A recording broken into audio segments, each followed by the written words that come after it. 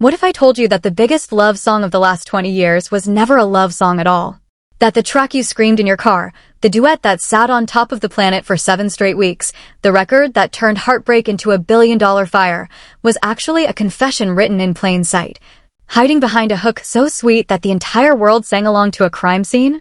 What if the woman who wrote the chorus was describing her own private hell, the man who wrote the verses was describing his, and the superstar singing it between them was living it in real time, with the whole world watching and nobody connecting the dots?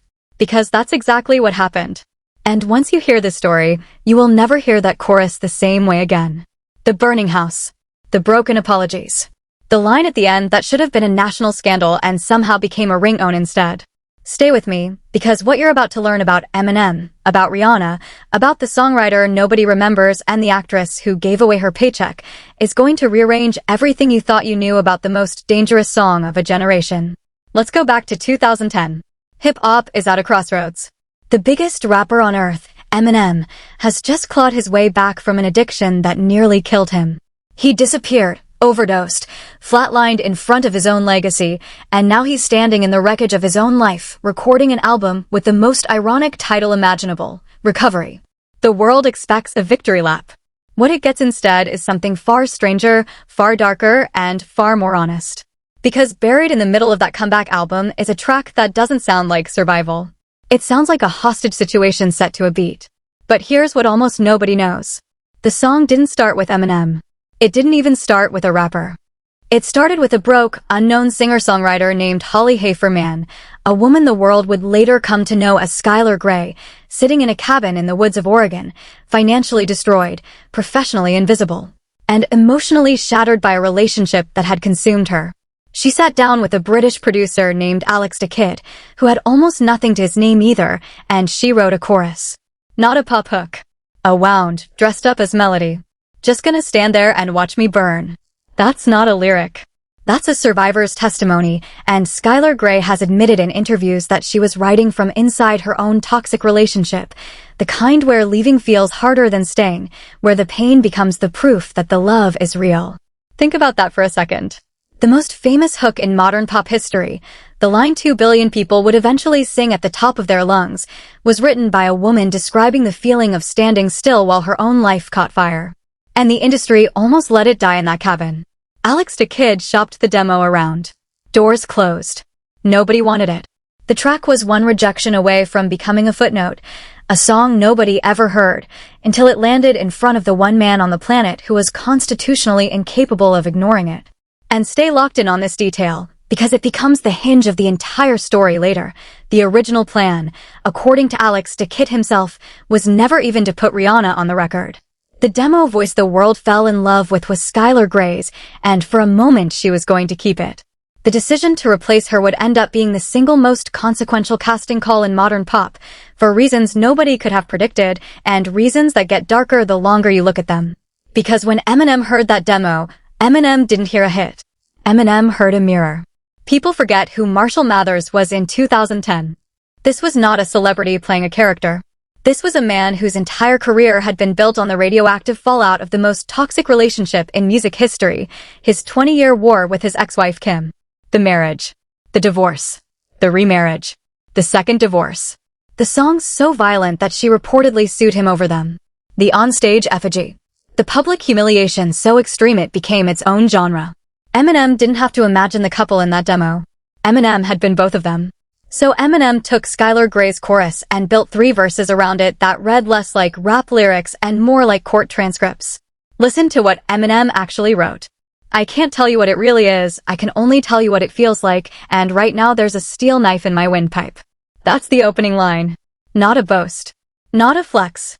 A man describing suffocation as his baseline emotional state. And then he does something almost no male artist had ever done on a #1 record. He confesses. In the first verse, Eminem admits, in first person, to laying hands on a woman. I laid hands on her, I'll never stoop so low again, I guess I don't know my own strength. Radio played that. Kids memorized that. And the culture mostly shrugged, because the melody was too beautiful to argue with. But the song needed one more piece, and this is where the story goes from dark to almost unbearably eerie. The chorus needed a voice. And Eminem chose Rihanna. Now stop and remember where Rihanna was in 2010. Just 1 year earlier, in February of 2009, the entire world had seen the photograph. Rihanna, bruised and swollen, assaulted by her then-boyfriend Chris Brown on the night before the Grammys. The image leaked, the media circus unrelenting. A 21-year-old woman turned into the global face of domestic violence, whether she wanted the job or not. And 12 months later, Rihanna walks into a studio and records a chorus about standing there and watching herself burn because she likes the way it hurts. Industry people raised eyebrows. Commentators asked whether it was exploitation or exorcism. Rihanna's own answer was simple and chilling. Rihanna said the song was authentic, that Eminem had basically written Rihanna's life, and that Rihanna connected to it immediately. Rihanna didn't describe it as acting. Rihanna described it as recognition. So now look at what this record actually is. A hook written by an unknown woman living through abuse. Verses written by a superstar confessing to it. A chorus sung by the most famous survivor on earth. 3 real people, 3 real scars, fused into 4 minutes and 23 seconds of pop perfection. Nobody manufactured that alignment in a boardroom. It was lightning, and everyone involved knew it, which is why the label moved fast, and in June of 2010 the song hit the world like a weather event. And the world responded in a way that broke the record books. Love the Way You Lie detonated onto the Billboard Hot 100 and then refused to leave, locking down the #1 spot for 7 consecutive weeks, making it the longest-running chart topper of Eminem's entire career. 7 weeks. A song about mutual destruction outlasted every summer anthem, every dance record, every safe and sanitized pop product the industry put up against it. Not Lose Yourself. Not any of the shock rap classics. A song about domestic violence, sitting on the throne of American pop while families drove to the beach singing every word. It went on to sell over 12 million copies, became the best-selling single of Eminem's life, earned diamond certification in the United States, and the music video would eventually climb past 2.5 billion views on YouTube. 2.5 billion. That's not a song anymore. That's a monument. But hold on, because we're not even at the part where it gets truly disturbing. The song alone was a phenomenon, but what the team did next turned it into a cultural detonation. They decided the video couldn't just be performers in front of a camera. It had to be a film. So they brought in Joseph Kahn, one of the most cinematic directors in the business, and they cast the couple at the center of the fire. And the casting was so pointed, so deliberately uncomfortable, that it detonated the moment it was announced. Playing the violent, magnetic, self-destructive boyfriend, Dominic Monaghan, an actor audiences had loved for years as one of the gentlest characters in the Lord of the Rings trilogy and on Lost. Playing the girlfriend, the woman standing in the flames, Megan Fox, at that exact moment arguably the most famous sex symbol on the planet, a woman the media machine had spent years consuming and discarding in public. And the video Joseph Kahn shot with them was not glamorous. It was a house, literally and repeatedly on fire, while 2 people who clearly can't live without each other also clearly can't stop destroying each other. The kissing that turns into screaming. The screaming that turns into grabbing. The grabbing that turns into the thing the audience is begging the screen not to show. And through it all, Rihanna stands in front of the burning building singing the chorus like a ghost who's already seen how this ends, while Eminem raps from a field like a man giving testimony after the verdict's already been read. Watch Rihanna's face in those frames. That's not performance. That's memory. The video premiered in August of 2010 and instantly became one of the most debated pieces of media of the decade. Domestic violence organizations were split down the middle. Some called it dangerous, a glossy romanticization of abuse that made a cycle of violence look like passion.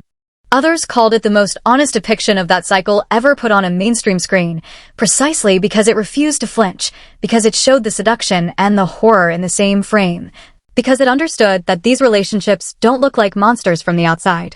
They look like love, right up until they don't.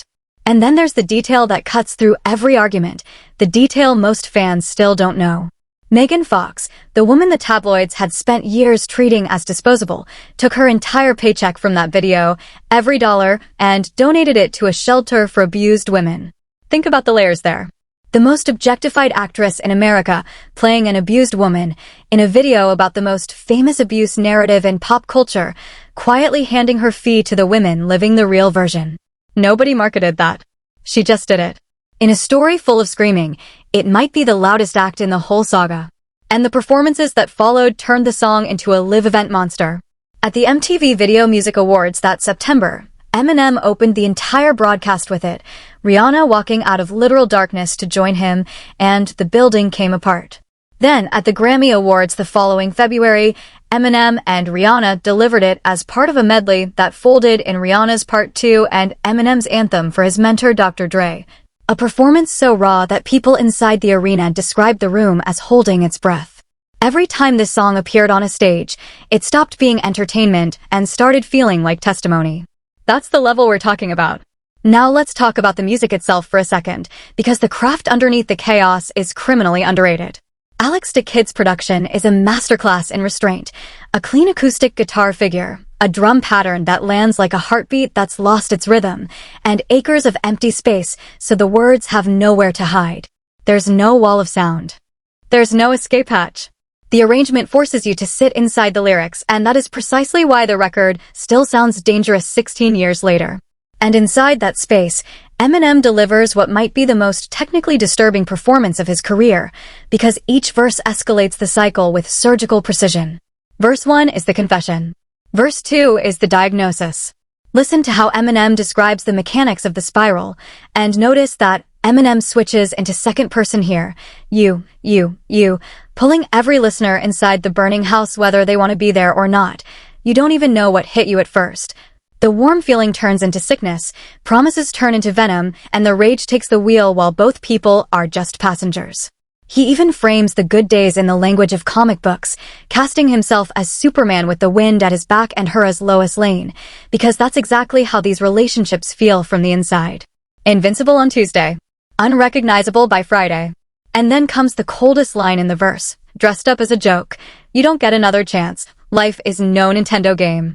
A line about a video game console, sitting in the middle of a domestic violence narrative, because that's how Eminem's mind works. The joke is the trapdoor. It lands like a slap, because every person who's ever been inside that cycle knows exactly how true it is. Reset buttons don't exist. Apologies don't rewind the tape. And here's the craft detail almost nobody catches. Eminem never raises his voice in this verse. The horror is delivered at conversation volume, because Eminem is not performing rage anymore. Eminem is reciting a routine. This man has done this before. That's the part that makes your skin crawl on the 50th listen. And then comes the third verse. The verse that should have stopped the presses. The verse that radio stations played at noon, at drive time, at birthday parties. Eminem, voice dropping into that calm, reasonable, terrifying register that abusers and survivors both recognize instantly, delivers the apology. Baby, please come back. It wasn't you, it was me. The classic move. The manipulation so textbook it could be quoted in a counseling manual. And then, in the final bars, the mask comes all the way off.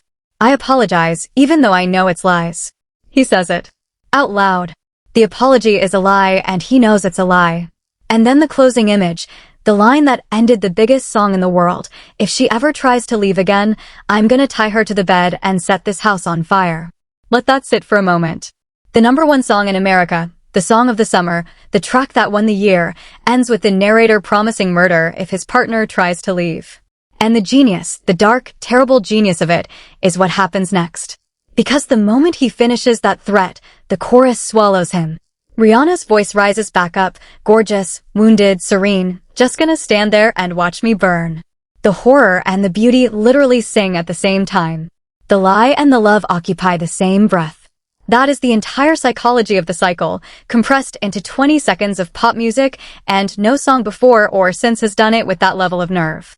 Critics at the time didn't fully know what to do with it. Some reviews praised the honesty. Others worried about the audience of millions of teenagers absorbing a love song with a body count in the subtext. But here's the thing that time has proven.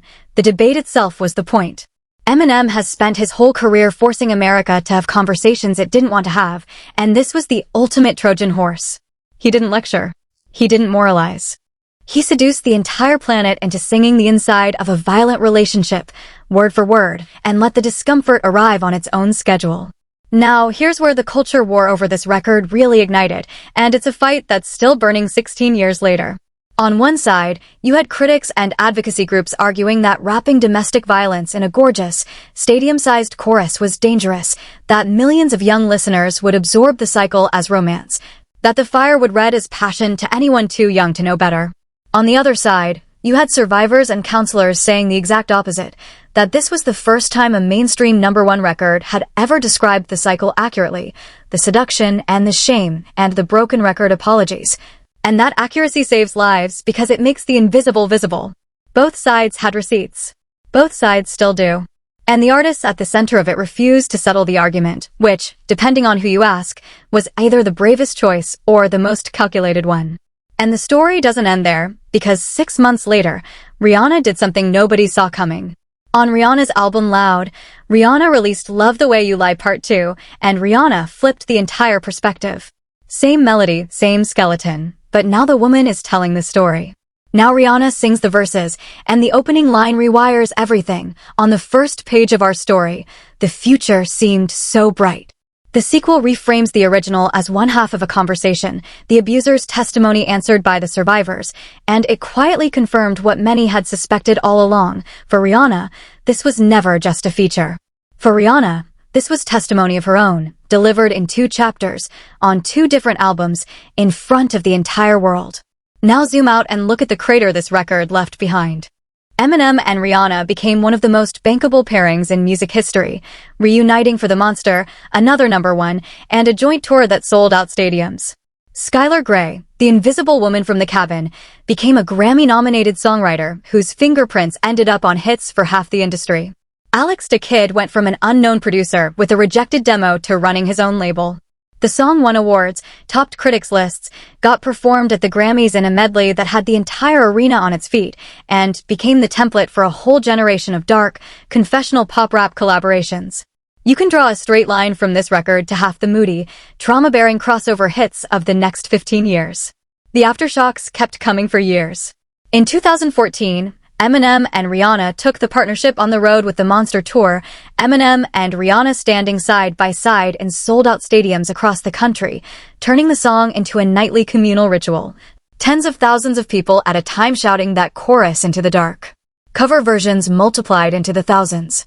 It became a karaoke standard, a talent show staple, a first dance at weddings that made at least a few guests deeply uncomfortable, and a permanent fixture on every streaming playlist built around heartbreak.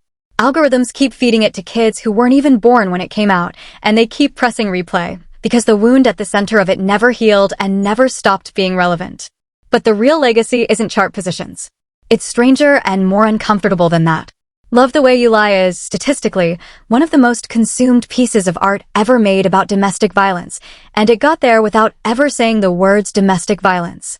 Millions of people learned the anatomy of the cycle from this song, the escalation, the false apology, the reset, the fire, without ever realizing they were being taught. Advocates have used it in classrooms. Survivors have written essays about hearing their own lives in it.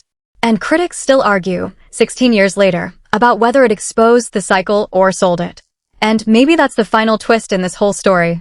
The song asks you, point blank, whether there's a difference between a love that hurts and a hurt that loves. It never answers. It just hands you the match and lets you stand there, watching the house, deciding for yourself which side of the glass you're on. 2.5 billion views later, the world is still deciding. So now I want to hear from you, because this is where the comments always go to war. Was Love the Way You Lie a masterpiece of honesty that forced the world to look at something it desperately avoided? Or was it the slickest piece of dangerous packaging pop music ever pulled off? And here's the harder question, the one nobody wants to touch. Knowing everything you know now, about Eminem's history, about Rihanna's, about what that last line really means, should that song have been allowed to become the anthem of a summer? Drop your take below, because I guarantee the loudest fight in this comment section is just getting started. And if you think this was the darkest secret hiding inside a #1 hit, wait until you hear what we dug up about the song the industry tried to erase completely. That story is even uglier, and it's already waiting for you. Hit subscribe so you don't miss it, because trust me, you're going to want to be here for that one.